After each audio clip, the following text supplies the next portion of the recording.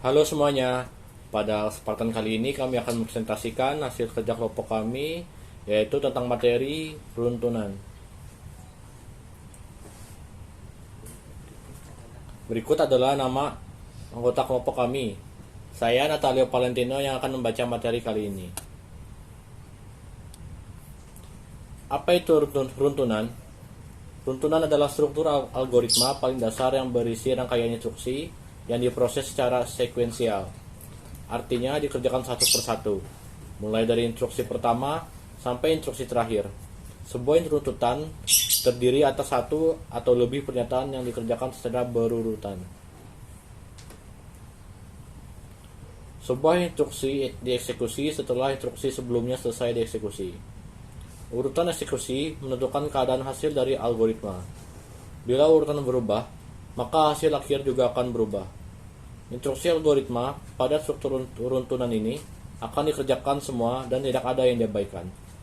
Materi selanjutnya akan dibacakan oleh teman saya. Perkenalkan, nama saya Prince Ciko Pritama. Saya akan melanjutkan materi yang telah dibacakan oleh teman saya. Apa saja ketentuan-ketentuan runtunan? Menurut Gottsalger dan Lister 1998, runtunan mengikuti ketentuan-ketentuan sebagai berikut. 1. Tiap instruksi dikerjakan satu persatu. 2. Tiap instruksi dilaksanakan sekali, tidak ada yang diulang. 3. Urutan instruksi yang dilaksanakan pemproses sama dengan urutan aksi sebagaimana yang tertulis di dalam algoritmanya. Terakhir, akhir dari instruksi terakhir merupakan akhir algoritma. Contoh struktur runtunan.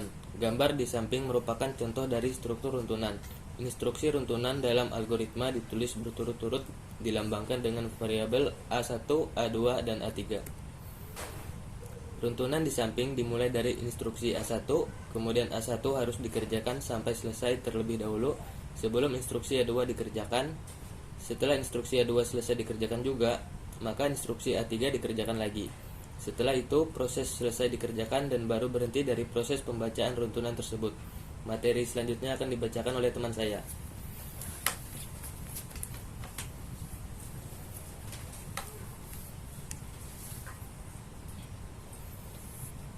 Perkenalkan, nama saya Yoga Ditama. Saya akan membacakan materi yang telah dibacakan oleh teman saya.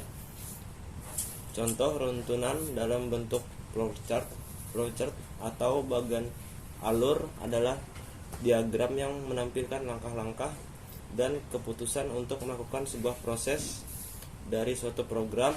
Setiap langkah digambarkan dalam bentuk diagram dan dihubungkan dengan garis atau arah panah. Gambar di samping merupakan flowchart yang menghitung luas dengan mengalihkan panjang dan lebar. Dimulai dari start, lalu menginput lebar, input panjang. Setelah itu luas akan dihitung dengan mengalihkan dua input. Setelah proses luas telah selesai, maka luas akan ditampilkan dan proses selesai. Materi selanjutnya akan dilanjutkan oleh teman saya.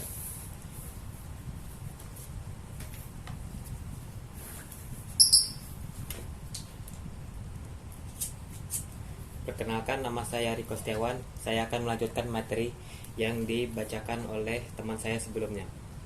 Contoh runtunan dalam bentuk pseudocode. Pseudocode merupakan kode yang mirip dengan pemrograman sebenarnya.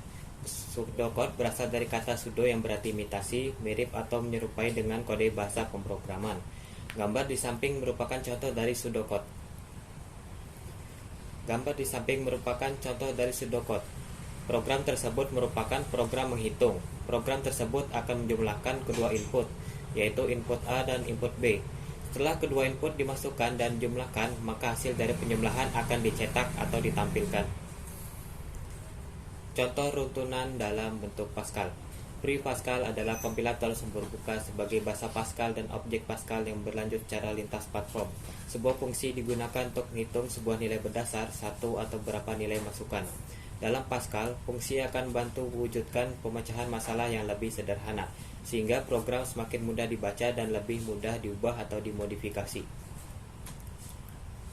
Gambar di samping merupakan contoh dari output program Free Pascal. Program tersebut menampilkan nama dari anggota dan NIM dari masing-masing anggota. Materi selanjutnya akan dibacakan oleh teman saya.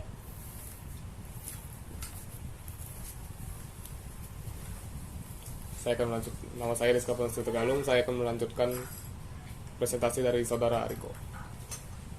Contoh runtunan dalam bentuk Pascal. Apa yang terjadi ketika ada instruksi yang tertinggal atau salah? Jika hal ini terjadi, maka sistem atau instruksi tidak akan berjalan secara teratur.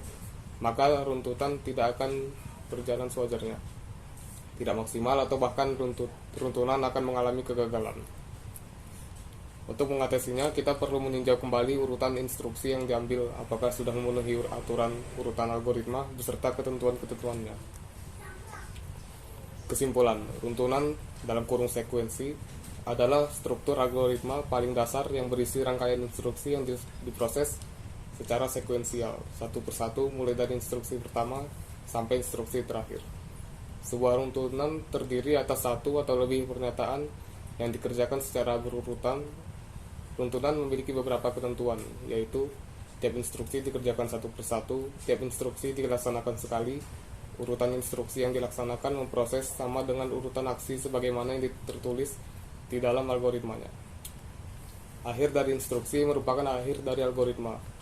Jika di dalam runtunan terdapat kesalahan instruksi, maka proses tidak akan berjalan sewajarnya. Hal ini dapat diatasi dengan meninjau kembali urutan instruksi, apakah memenuhi ketentuan dan aturan yang berlaku atau tidak. Sekian adalah presentasi dari kelompok kami.